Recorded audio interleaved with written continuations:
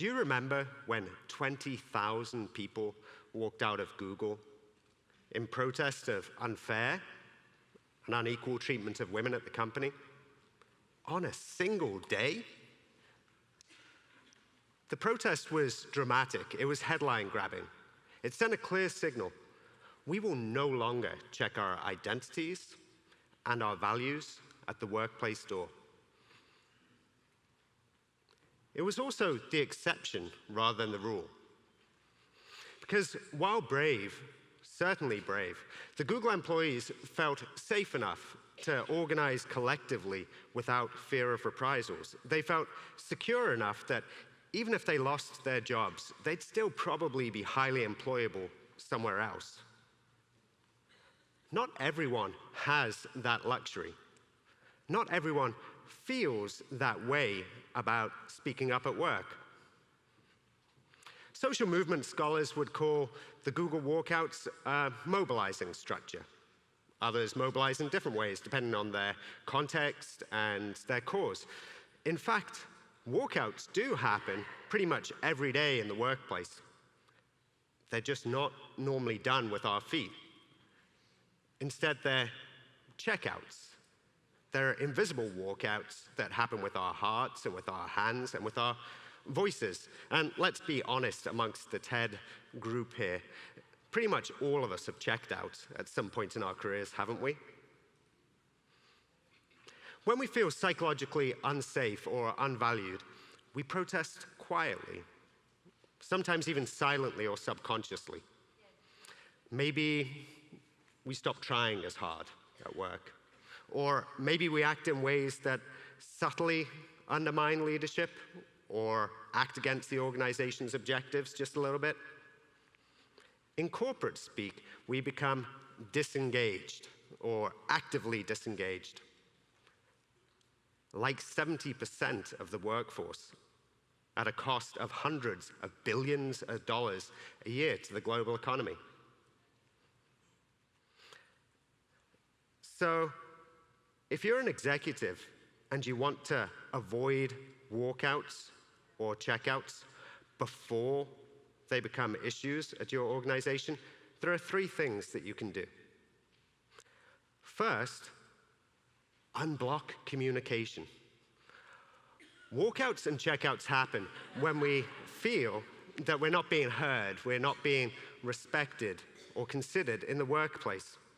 And just about all of us have experienced having our ideas shot down or ignored in the workplace. When it happens, we tend to experience it as an identity threat. Some of us respond to that by closing down, shutting off.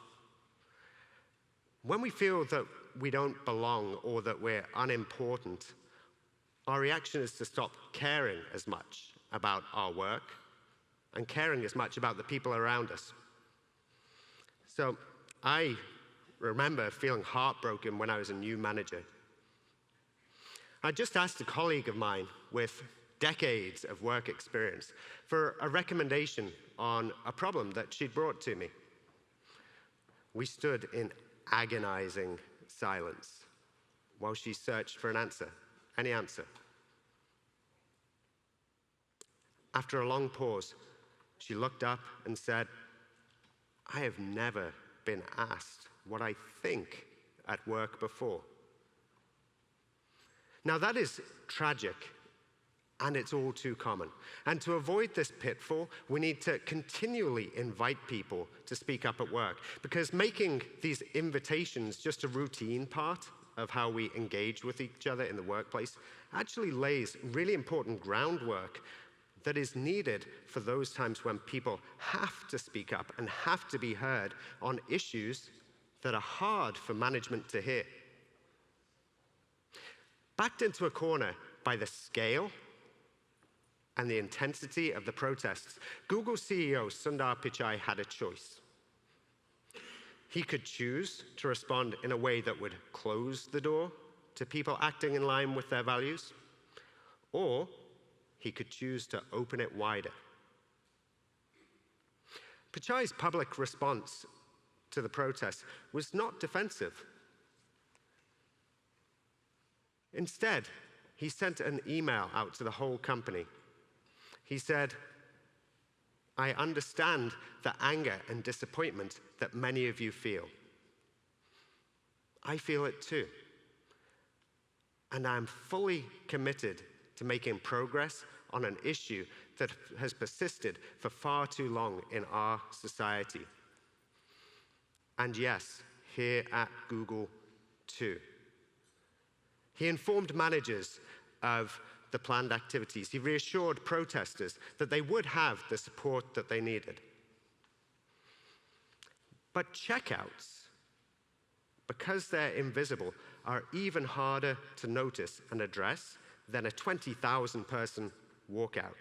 Instead, managers have to proactively unblock the organization. They need to ask questions. They need to invite input. They need to foster creative conflict. But especially in that fragile moment where people have the courage to challenge us, we too need to embrace them for it. But then we need to become responsive, because we know, don't we, that it's not enough just to hear people out. Words without action breed cynicism. They lay the seeds for future walkouts and checkouts. The Google walkouts were not a first step. They were a last resort.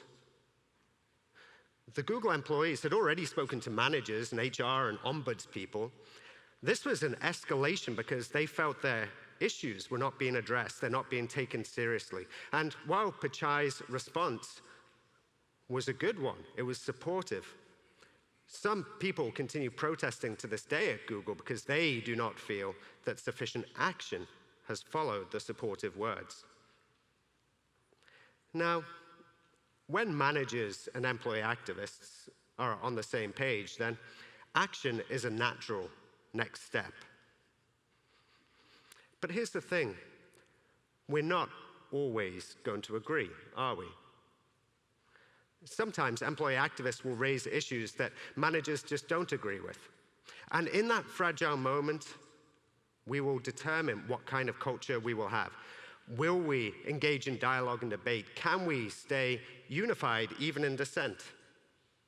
Or will we choose to skate over our differences, allow our relationships to become inauthentic, and our identities to become diluted? What will it be? Well, at a minimum, we can try to have dialogue. We can try to resolve our differences and find common ground that, even if it's not ideal for any one party, might be acceptable for all. And sometimes, though, that is just too hard. The common ground can't be found. And in that difficult place, we have three choices. First, if we feel we can't live with the resolution, then we can choose to leave the company. We can find employers whose values more closely align with our own. Or, second, we can choose to stay with the company. We can compartmentalize, keep doing a good job, and hope for an issue. Look for a time to address the issue again in the future. Amazon CEO Jeff Bezos is an advocate of a third path. He says, let's disagree and commit. Address the issue head on, and he'll ask his team, look, I know we don't agree here, but will you gamble with me on it? And if your reservoir of trust in your relationship is deep enough, you can continue to move forward on the work and agree to keep working on the issue as you go. Any one of those options is better than the alternative of checking out, which is a surefire path to organizational demise and professional misery. So finally, aim higher. Doesn't it seem like a low bar just to avoid checkouts and walkouts? Shouldn't we strive for more? We need to invite people to bring their whole selves to work, because when everyone can bring their life experiences, we just have so much more to offer. We are more than the sum of our resumes. This is Joan Bohan. Joan is a finance director at Disney Europe. She's also a mother. And her son, Roman, has dyslexia. Did you know that 1 in 10 people live with dyslexia? That's a huge population serve, a huge potential market for a company like Disney. So when Disney announced an internal contest for new and impactful business ideas, Joan just couldn't resist applying. She'd heard about modifications that made it easier for dyslexics to read, different, larger fonts, wider spaces between letters, rulering between lines, but these weren't widely available. Could Disney help with that? Because Disney invited Joan to bring her whole self to work and all of her unique strengths, values, passions, experiences, they can now better serve millions of people with dyslexia. So all this sounds good. Unblock communication, become responsive, aim higher. Where do we begin? Well, I'd like to end by offering you a short test.